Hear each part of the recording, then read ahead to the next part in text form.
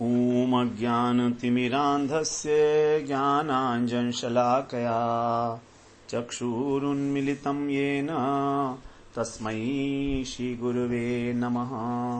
वन्देऽहं श्रीगुरो श्रीयुत्पदकमलं श्रीगुरून् वैष्णवांश्च श्रीरूपं सागरजातं सहगण रघुनाथान्वितं तं सजीवम् साद्वैतं सावधूतं परिजनसहितं कृष्ण चैतन्यदेवं श्रीराधा कृष्णपादान् सहगण ललिता श्रीविशाखान्वितांश्च तमादिदेवं करुणानिधानं तमालवर्णं सुहितावतारम् अपार संसार समुद्र सेतुं भजामहे भागवत स्वरूपम्। हे देव हे दैत हे भुवनैक बंधो, हे कृष्ण हे चपल हे करुणैक सिंधो, हे नाथ हे रमण हे नयनाभिराम। हा हा कदानुभवितासि पदं दृशोर्मे। श्री कृष्ण चैतन्य प्रभो नित्यानंद श्री अद्वैत गदाधर शिवसदि गौरभक्त वृंद। हरे कृष्णा कृष्णा कृष्ण हरे हरे, हरे राम राम राम हरे हरे। हरे कृष्णा। सर्वप्रथम मैं अपने गुरुपाद पद्म ओम विष्णुपाद अष्टोत्तर शत श्री श्रीमद् भक्ति वेदांत माधव गोसाई महाराज के चरण कमलों में अनंत कोटि दंडवत प्रणाम ज्ञापन करता हूं। हम लोग श्रीमद् भागवत पुराण के दशम स्कंध में काली दमन लीला 16वें अध्याय में श्रवण कर रहे हैं। भगवान जब कदम के वृक्ष से और कालीदह में कूद गए उस समय, उसके बाद जितने भी वहां पर बच्चे थे सब सखाओं ने जब देखा इस प्रकार की जो है कृष्ण कालीदह में कूद गए हैं और कालिये ने उनको जो है अपनी पेट में कस लिया है और कृष्ण जो है निश्चेष्ट की भांति पड़े हैं, तो वे अत्यंत व्याकुल हो गए। सारे के सारे सखा जो अत्यंत व्याकुल हो गए दुख से। कृष्ण को निश्चेष्ट देखकर उनको समझ में नहीं आया कि हम क्या कर सकते हैं। किम कर्तव्य विमूढ़ की स्थिति हो गई उनकी और वहीं पर मूर्छित होकर गिर गए, क्योंकि उन्होंने अपना सब कुछ तो कृष्ण को ही समर्पित कर रखा था।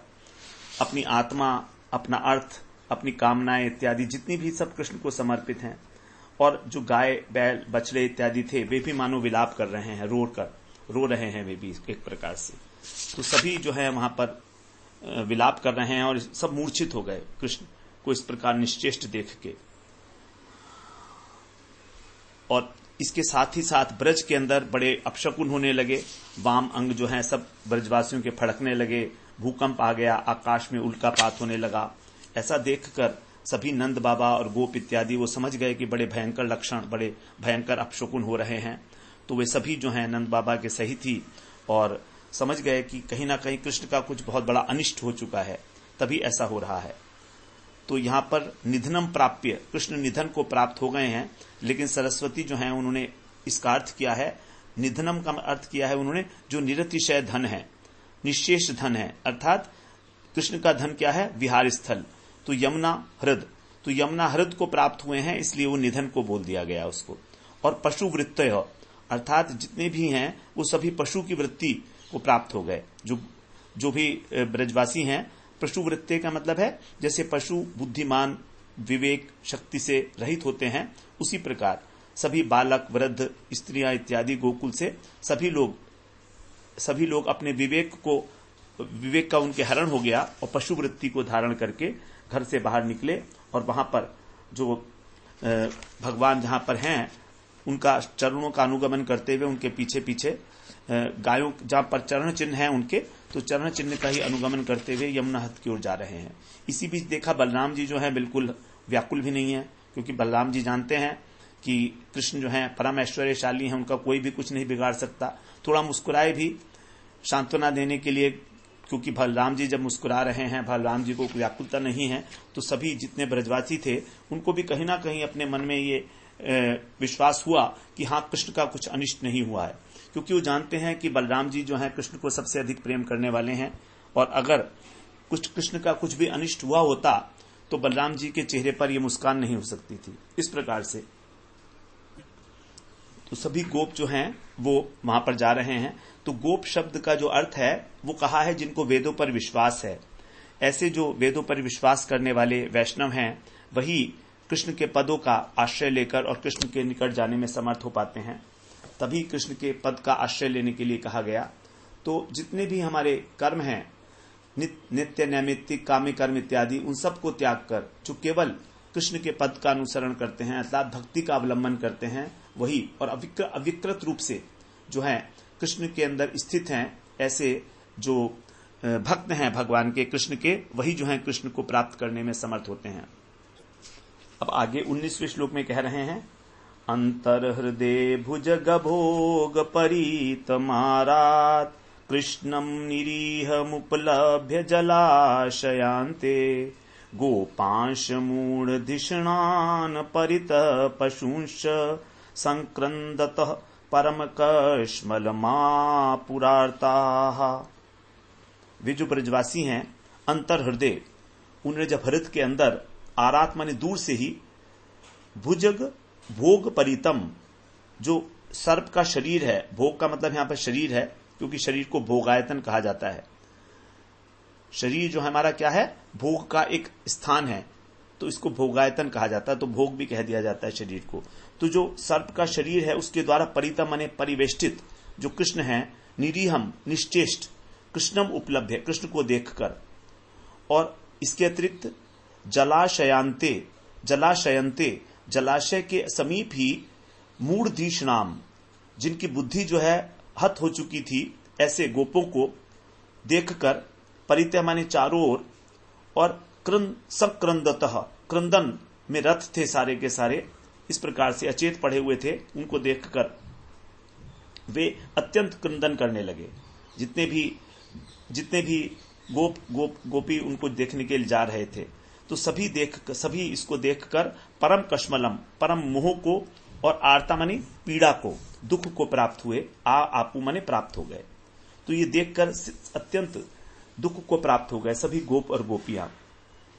तो यहां पर अब दिखा रहे हैं कि गोप और गोपियों की विकलता, कि जब उन्होंने देखा इस प्रकार कृष्ण को निश्चेष्ट पड़े हुए हैं, तो जैसे वो पूछने लगे कि कालिय नाग जो है कृष्ण को खींचकर पानी में कैसे ले गया, अथवा कृष्ण पानी में खुद ही कूद गए, उन्होंने अपनी इच्छा से किया या किसी के आदेश पे किया। तो जब बहुत से प्रश्न पूछे उन बालकों से, जो कुछ मूर्छित थे, कुछ को होश भी था, तो बालक कुछ बता नहीं सके, और कुछ बोलने में, हाथ पैर हिलाने में भी असमर्थ थे बालक। तो इस प्रकार से उन बालकों को मूर्छित देखकर ब्रजवासी गण जो हैं उनसे भी अधिक मूर्छित हो गए। इस प्रकार यहां पर बताया जा रहा है। बड़ा हृदय विदारक दृश्य है। ब्रजवासियों की क्या दिशा होगी इसको वर्णन नहीं कर सकते हैं। सभी जो है हा कृष्ण कहकर विलाप करते हुए काली दह के हद के ऊपर उपस्थित होते हैं, और जितने भी वहां पर बालक पड़े हुए हैं और गाय वगैरह पड़ी हुई हैं, उनके जो है मूर्छित की भांति ही सब पड़े हुए हैं। तो सभी के जो है अश्रु व्याप्त हैं नयन जो हैं, और सब एक तक कृष्ण की ओर देख रहे हैं। ये समझ नहीं पा रहे हैं कि अभी कृष्ण के अंदर प्राण है कि नहीं है, क्योंकि कोई चेष्टा नहीं है इस प्रकार की। इस प्रकार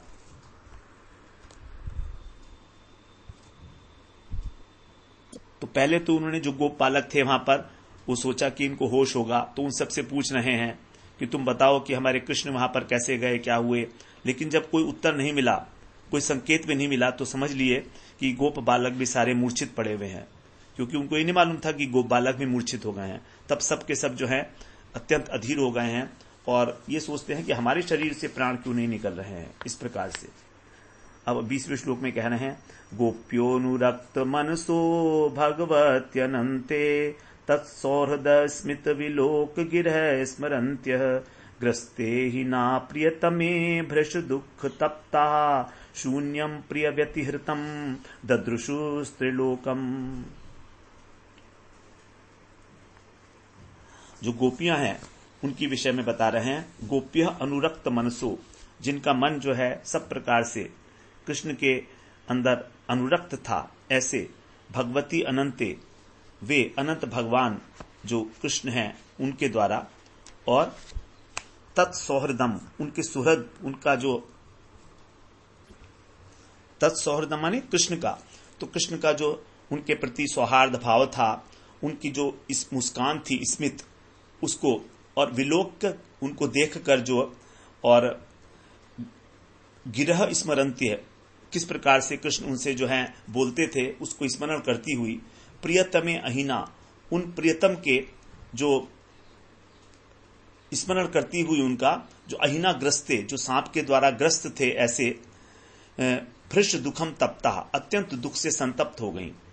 और फिर प्रिय व्रति हृतम, अपने प्रियतम के वियोग में वो त्रिलोक शून्यम ददृशु, इस त्रिभुवन को ही शून्य के समान देखने लगी। तो उनको स्मरण होने लगा भगवान की जो मधुर मुस्कान का, प्रेम भरी चितवन का, और जिस प्रकार से भगवान उनसे वाणी वचन, मधुर वचन बोलते थे, इस प्रकार सबको स्मरण करके, क्योंकि उन्होंने जो है सभी ने अपना नव अनुराग के कारण कृष्ण के चरणों में अपना देह, मन, प्राण आदि सब कुछ समर्पित कर दिया था, उनको अपने जीवन के सर्वस्व के रूप में वर्ण किया हुआ था। इस समय वो जो है अपने मन में ही कृष्ण को स्मरण करते हुए उनके चितवन का, उनकी नयन भंगी का, उनके मधुर वचनावली का स्मरण करते ही मरण से भी अधिक जो है यातना का अनुभव कर रही हैं, और उच्च स्वर से हा कृष्ण हा प्राण वल्लभ कहकर विलाप नहीं कर पा रही हैं, क्योंकि कठपुतली की भांति खड़ी है वहां पर, केवल अश्रुपूर्ण नयनों से ही दूर से देख रही हैं। अब जो है इसके बाद यशोदा जी के व्यतिहृतम, व्यतिहृतम का मतलब है उनका जो सब कुछ हरण हो गया है, जैसे सब कुछ लुट गया है उनका, इस प्रकार से वो सारे जगत को ही शून्य देख रही हैं।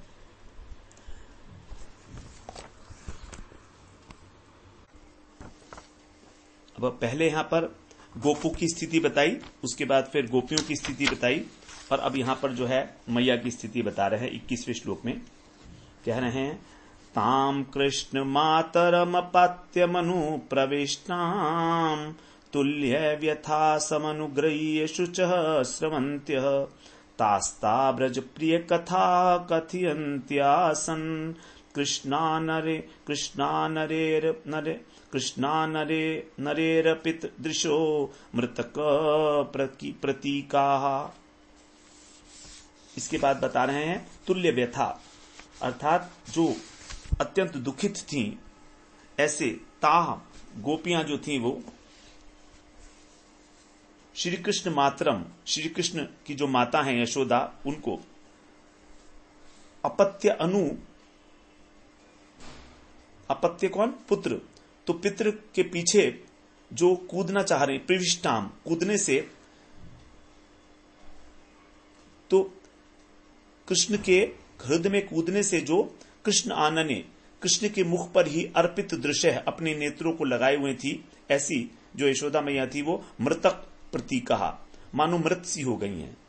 और सम अनुग्रहीय, इस प्रकार भली प्रकार जो है उनको पकड़कर, अनुग्रहीय ताह माने उनके तुल्य व्यथा, समान ही पीड़ा वाली जो अन्य शुचय स्रवंती, आंसू बहाती हुई और अन्य गोपियां थी,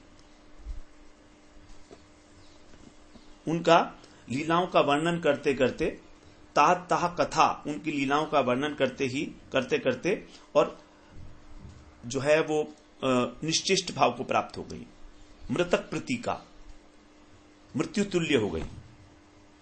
तो जो वात्सल्यवती गोपियां हैं उनकी विकलता बता रहे हैं कि वे भी यशोदा के समान दुख में दुखी थी, क्योंकि उनकी सखियां थी, और इस प्रकार से यशोदा जी को उन्होंने दृढ़ता से पकड़ रखा था, और कह रही हैं वो कि अभी भी इसके शरीर में प्राण है, इसलिए इनके शरीर को छोड़ना उचित नहीं है। इस प्रकार जो है उन्होंने दोनों हाथों से यशोदा जी को अपनी गोदी में रखकर और बार बार उनका जो है कथाएं उनको सुनाकर, कृष्ण की कथाएं सुनाकर उनको सचेतन करने का प्रयत्न कर रही हैं। तो यहां पर जो है मृतक प्रतीका का अर्थ बताया है जो मृत की भांति जिनके अंग हैं, अर्थात क्षण भर में ही जैसे मान लो वो मरे हुए व्यक्ति की भांति हो गई, इस प्रकार। तो यही नहीं पता लग रहा था, इतनी कृष्ण के शोक में इतनी डूब गई, इतनी कातर हो गई कि यही पता नहीं लग रहा था कि जीवित हैं या मृत हैं। आंखों में आंसू भी नहीं है, जैसे एक सदमा लग जाता है किसी को। तो इस प्रकार से उन्होंने सबने, जो और गोपियां थी, उन्होंने सबने मैया को घेर कर, उनको पकड़कर और उनको सांत्वना देने के लिए जो है वो अपनी गोदी में लिटा रखा है। तो जैसा कष्ट मैया को है उसी प्रकार से वात्स्यवती जो गोपियां हैं उनको भी है। किसी न किसी प्रकार से वो उनको जो है क्रियाशील करने की चेष्टा करा रही हैं, जो अत्यंत शोक में डूबी हैं।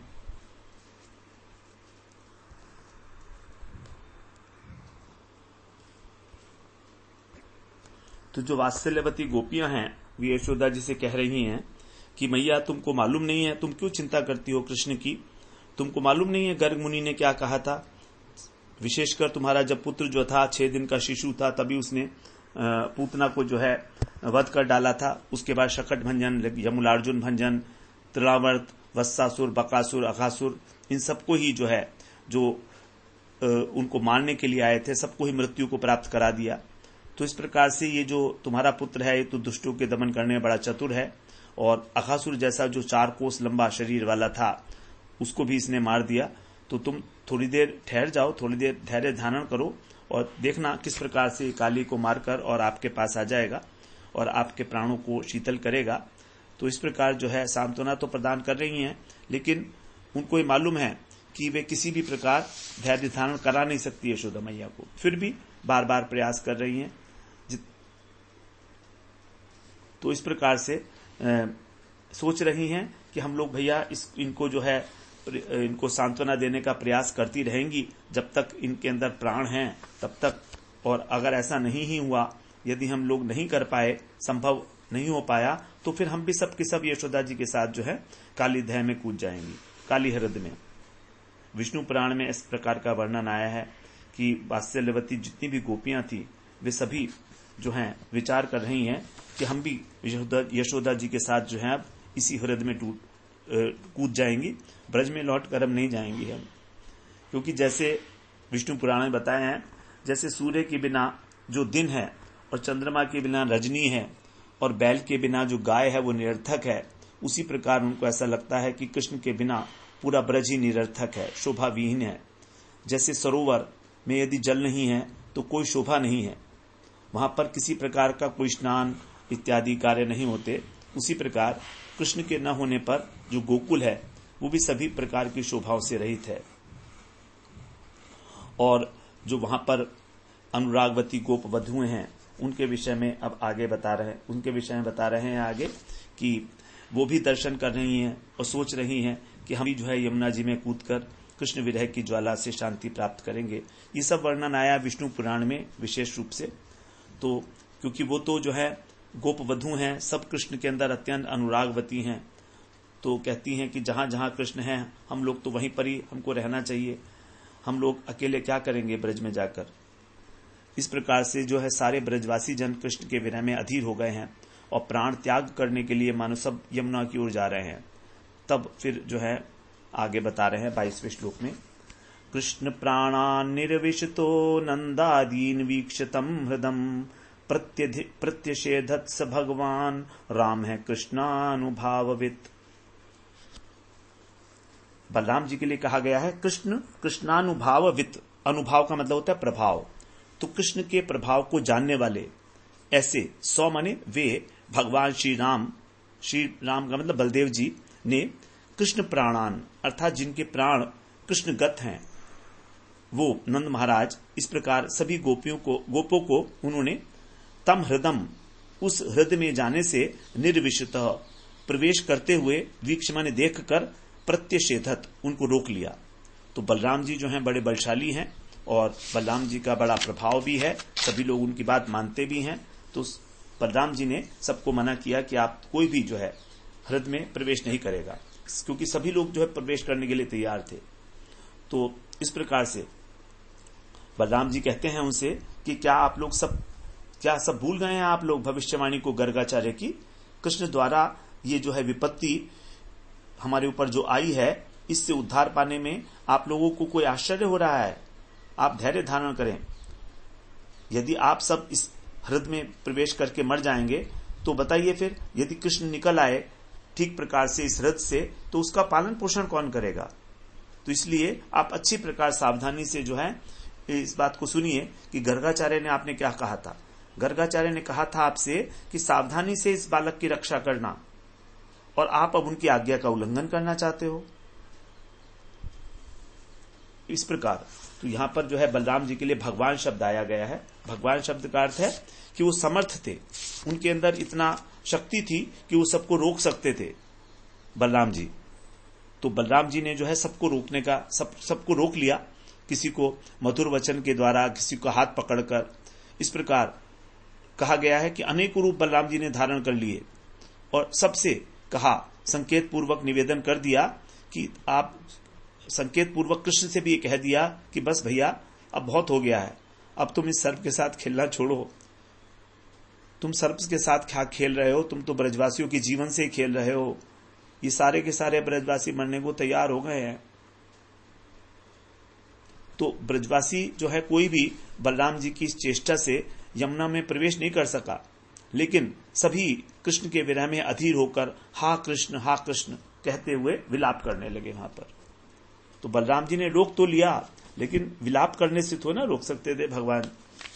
वियोग तो हो ही रहा है सबका, सबको हृदय में अत्यंत पीड़ा है किस प्रकार से कृष्ण वहां चले गए हैं।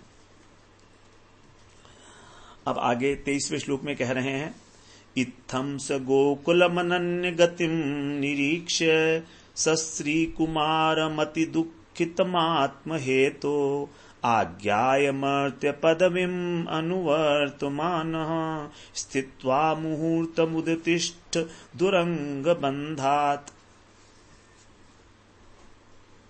मर्त्य पदवीम् अनुवर्तमानः,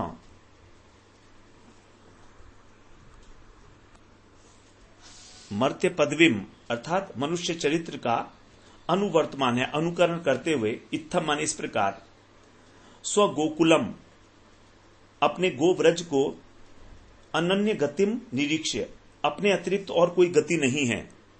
जब इस प्रकार से भगवान ने देखा कि मैं तो अपना मनुष्य चरित्र का अनुकरण कर रहा हूं, लेकिन इस ब्रज की तो मेरे अतिरिक्त कोई गति ही नहीं है, इस प्रकार से देखकर और सस्त्री कुमारम आत्महेतु और अपनी स्त्रियों के साथ और बालकों के साथ सभी अत्यंत दुखी हैं, ऐसा आज्ञा मैंने जानकर मुहूर्तम स्थित्वा वहां एक मुहूर्त स्थित रहकर, कालिय नाग के ऊपर एक मुहूर्त स्थित रहे भगवान, अर्थात 24 मिनट कह सकते हैं। एक मुहूर्त में 2 घड़ी होती हैं, 1 घड़ी होती है, ऐसा ही होता है। 48 मिनट कहते हैं एक मुहूर्त को। उरंग बंधात उस सर्प के बंधन से उदतिष्ठत बाहर निकल आए। तो इतने समय तक वहां पर रहे, क्योंकि संकेत तो कर ही दिया था बलराम जी ने कि अब आपको बाहर आ जाना चाहिए। ये लोग जो हैं ब्रजवासी, मैं इनको और अधिक देर तक नहीं रोक सकता हूं।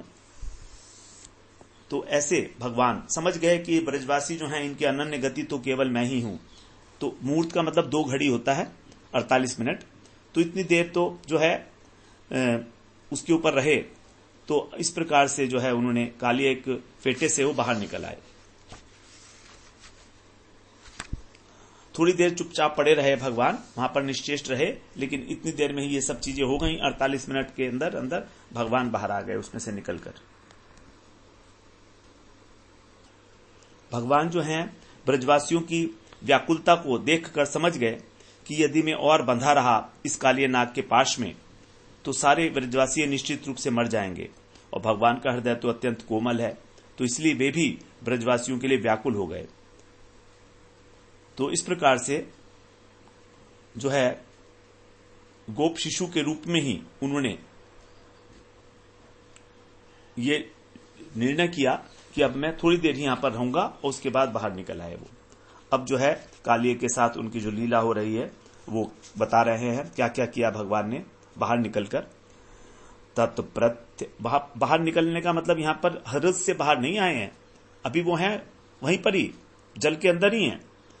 तत्प्रथ्यमान वपुषा व्यथितात्म भोगस त्यक्त्वोन्मय्य कुपितः स्वफणान् भुजङ्गः तस्थौ श्वसन श्वसन रंध्र विशाम्बरीश स्तब्धे क्षणोल मुखो हरिमीक्षमाणः। इसके बाद भगवान ने क्या किया, भुजंग जो कालीय है वो उसके विषय में कह रहे हैं कि उस तत्वपुषा उस कृष्ण के शरीर को उन्होंने क्या किया, प्रथ्यमान है फुला लिया, उसका विस्तार किया, बड़ा करा उसको। और फिर आत्मभोग व्यथित जो उसका कालीय का शरीर था, भोग माने उसका शरीर व्यथित हो गया, अत्यंत पीड़ित होने लगा। जब कृष्ण ने अपने शरीर को क्रमशः फुलाना शुरू किया तो उसका जो शरीर था व्यथित होकर टूटने लगा।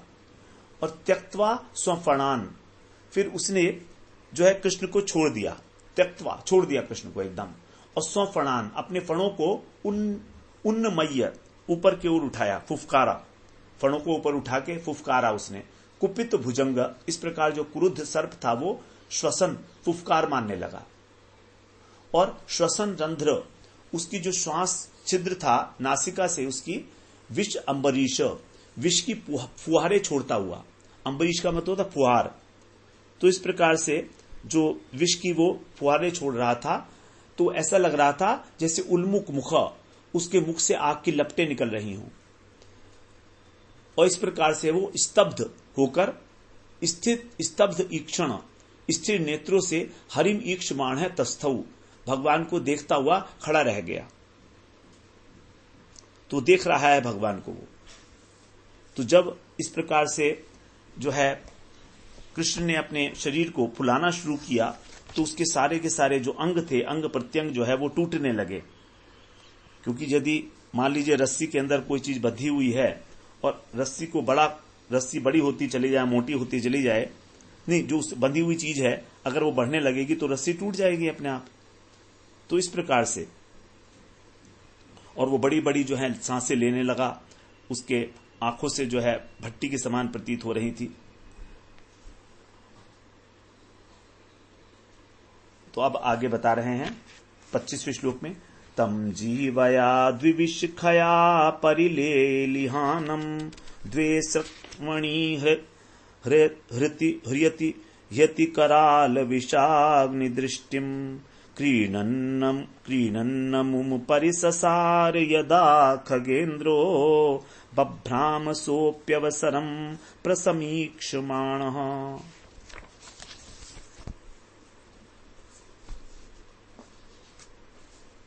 द्विशिखया, दो नोकों वाली जो उसकी जीभ थी, सर्प की जो जीभ होती है वो दो नोकों वाली होती है, दो भागों में विभाजित होती है ऐसी। और द्वे सिक्किणी, और दोनों होठों के जो किनारों को परिलेलिहानम, उनको चाटता हुआ, अति कराल, अत्यंत भयंकर, विष अग्नि दृष्टिम, और नेत्र कैसे थे, जैसे मान लो अग्नि भरी हुई हो, विष रूपी अग्नि भरी हुई हो। क्रीडन माने उसके साथ खेलते हुए, खगेंद्र यथा, जैसे गरुड़ होता है वो, अमु माने उसके चारों ओर भगवान परिससार घूमने लगे। स अपि, और वह भी, अवसर माने अवसर, प्रसमीक्ष माने देखता हुआ, बभ्राम माने घूमने लगा। तो भगवान जो हैं अब उसके चारों तरफ घूम रहे हैं, और वो क्या अवसर ढूंढ रहा है कि वो इनको कब उनको डसे, किस प्रकार से। तो डसने के लिए भगवान को वो भी घूम रहा है। तो भगवान अपने वाहन गरुड़ के समान उसके साथ खेलते हुए, क्योंकि गरुड़ जो है वो सांप से खेलता है, गरुड़ सांप को पराजित कर देता है आसानी के साथ, तो इसलिए उसके चारों तरफ घूमने लगे। और जो सांप था वो भी उनको डसने की इच्छा से उनके चारों तरफ घूम रहा है कि कब अवसर मिले उनके पीछे पीछे। अब कृष्ण इतनी तेजी से घूम रहे हैं कि उसको अवसर ही नहीं मिला डसने का। इस प्रकार जो है भगवान ने घूमते घूमते उस असुर को, कालिये को बिल्कुल थका दिया।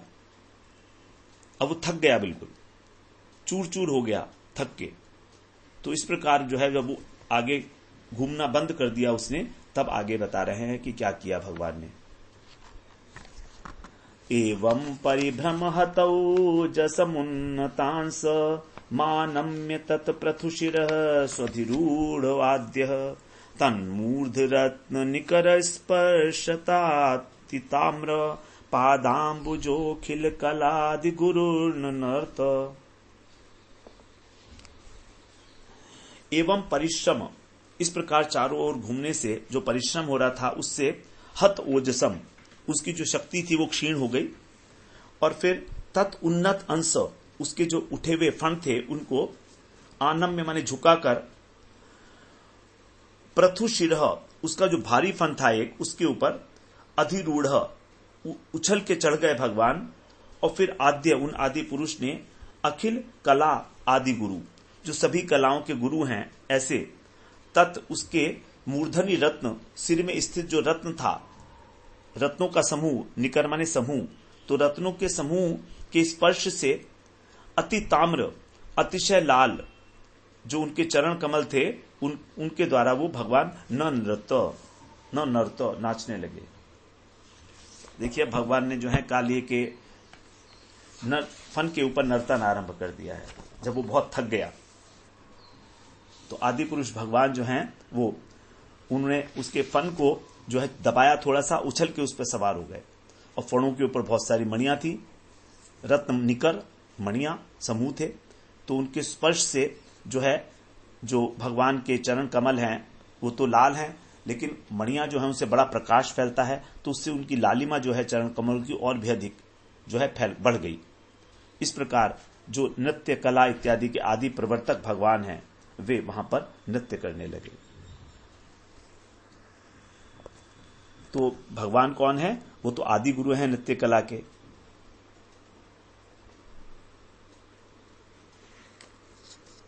यहां पर ये समझें कि जो अभी आने वाले समय में भगवान गोपियों के साथ रास करेंगे, उसी का मान लो जो है दिखा रहे हैं उनको कि देखो मेरे को किस प्रकार से नृत्य करना आता है। तो भगवान को कहा गया अखिल कलादि गुरु नृत्य, जितनी भी कलाएं हैं संसार में उन सब के आदि गुरु हैं कृष्ण। तो सिर के ऊपर, नाग के सिर के ऊपर नृत्य करने की जो कला है भगवान ने प्रकट की, इससे पहले कभी किसी ने इस प्रकार का नृत्य नहीं किया था। और भगवान का जो नृत्य रूप है ये भी है, इसका एक मंत्र भी जो है कहा गया है, कालिस्य फणा मध्ये दिव्यम नृत्यम करोति तम नमामि देवकी पुत्रम नृत्य राजानम अच्युतम। भगवान के अनेक मंत्रों में से ये भी एक मंत्र है। तो इस प्रकार जो ये ध्यान करने योग्य मूर्ति है एक भगवान की, कि वो कालिए के मंत्र में कालिए के जो फण के ऊपर नृत्य कर रहे हैं भगवान।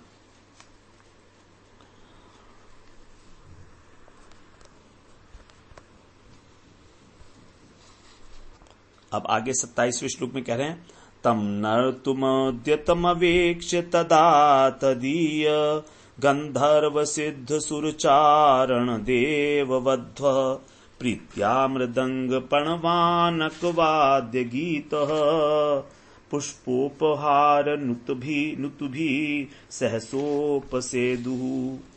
तदा माने उस समय, तम माने कृष्ण की, नर्तुम नृत्य करने के लिए उनको उद्यत देखकर, जब देखा कि अब कृष्ण आरंभ कर रहे हैं, तब तदीय माने उनके जो प्रेमी थे, उनके जो अपने ही जन हैं, कैसे हैं, गंधर्व हैं, सिद्ध हैं, मुनि, चारण, देवताओं की वधुएं अर्थात अप्सराएं, वे भी प्रीत्या आनंद के साथ और अनेक अनेक प्रकार के वाद्य यंत्रों के, मृदंग, पणव, आनक आदि वाद्य लेकर और गीत, पुष्पों का उपहार और स्तव पाठ आदि करते हुए सहसा उपसेदु, उनके समीप उपस्थित हो गए। तो मृदंग, ढोल, दुंदुभी, नगाड़े ये सभी आ गए। जब भगवान को नृत्य करते हुए देखा तो जो गंधर्व हैं वो, उन्होंने तो कहा कि अरे हमारे प्रभु बिना किसी वाद्य यंत्र के केवल थई थई पर उच्चारण पे नाच रहे हैं, तो हम किस काम आएंगे। तो सभी उन्होंने वाद्य यंत्र लिए उन्होंने और वहां पर जो है पहुंच गए भगवान की उस ताल का और लय का अनुसरण करके। तो इस प्रकार से चारण जो हैं वो नृत्य की ताल पर मृदंग आदि बजाने लगे। देवता और देववधु जो हैं, ब्रजांगनाएं जो हैं, वो ब्रजांगनाएं नहीं देवांगनाएं, उनके ऊपर पारिजात पुष्प, मंदार पुष्प इत्यादि की वर्षा करने लगे। सिद्ध जो हैं उन्होंने हरिचंदन, कुमकुम आदि सुगंधित चूर्ण उनके ऊपर 10 दिशाओं में छिड़क कर उस स्थान को सुगंध से परिप्लावित कर दिया। नारद जी, सनकादिक ऋषि इत्यादि जितने भी हैं वो सब उनकी महिमा का गान करके स्तुति कर रहे हैं। तो इस प्रकार जो है जब कृष्ण काले के मस्तक पर नृत्य करते हैं तो समस्त भूलोक से लेकर ब्रह्मलोक तक जो है एक आनंद जो है वहां पर छा गया। तो इस प्रकार वहां पर भगवान का नृत्य हो रहा है। तो जो है अनेक प्रकार की नृत्य कलाएं वहां पर भगवान जो हैं दिखा रहे हैं, उनका आस्वादन कर रहे हैं। उनकी जो वनमाला है वो भी नृत्य के साथ जो है उसी ताल में और हिल रही है।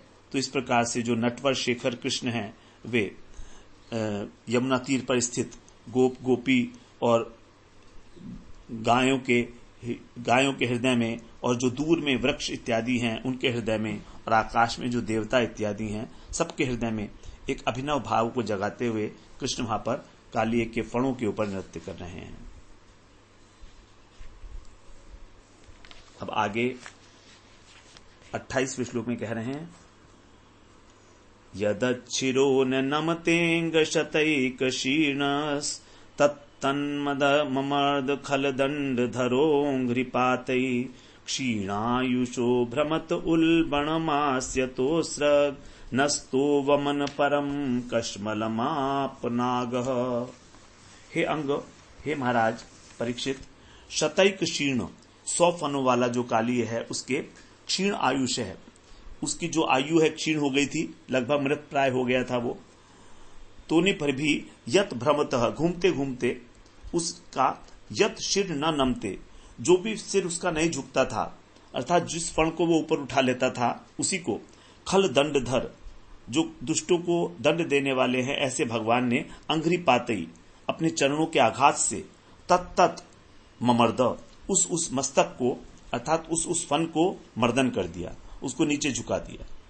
तो बहुत सारे फन ऐसे थे जो ऊपर उठे हुए थे, जो नीचे नहीं झुक रहे थे, उनको भगवान ने जो है आघात किया, इतनी तेज आघात किया कि वो नीचे झुक गया। नागह, इस प्रकार जो कालिय है वो आस्यतः, अपने मुख से, नस्त मानी नासिका से, उल्वणम, अत्यंत भयंकर, और अस्रिक वमन, खून की उल्टी करता हुआ, परम कश्मलम आपह, परम मोह को प्राप्त हुआ, व्याकुल हो गया, मूर्छित प्राय हो गया वो। तो उसके मुख से और नासिका से भी रक्त निकलने लगा। तो जिस सिर को भी नहीं झुकाता था वो, उसी के ऊपर भगवान जो है एक जोर की प्रहार करते थे अपने नृत्य करते हुए, ताता थई करते हुए, और इस प्रकार से वो जो है अत्यंत व्याकुल हो गया कालिय। तो इस प्रकार बता रहे हैं कि भगवान उसके मस्तक पर चढ़ गए तो भी उसके अंदर की जो हिंसा प्रवृत्ति थी वो दूर नहीं हुई। वो बार बार जो है कृष्ण को जो है डसने के ही जो है प्रयास कर रहा है कि किसी तरह से मैं इनको हृदय में फेंक दूं अपने फणों से झटक कर। 1000 फन थे उसके, सभी के अंदर जो है बड़ा विष भरा हुआ था, और सभी जो हैं 1000 जो फन थे वो तो बहुत बड़े थे, और इसके अतिरिक्त और जितने फन थे वो सब छोटे आकार वाले थे और विषहीन थे। तो इस प्रकार जो है वो अपनी एक एक फन को ऊपर उठाने लगा भगवान को जो है डसने के लिए। लेकिन जिस प्रकार वो उठाता था उसी प्रकार ऐसी कुचेष्टा देखकर भगवान उसकी उसी फण को जो है और अपने चरणों से मसल डालते थे। तो इस प्रकार उसके सारे जितने भी बड़े वाले फन थे 1000 फन, वो सब के सब लौलुहान हो गए, और कृष्ण के चरणों में फिर वो जो है मरणासन की अवस्था में अवस्थित हो गया।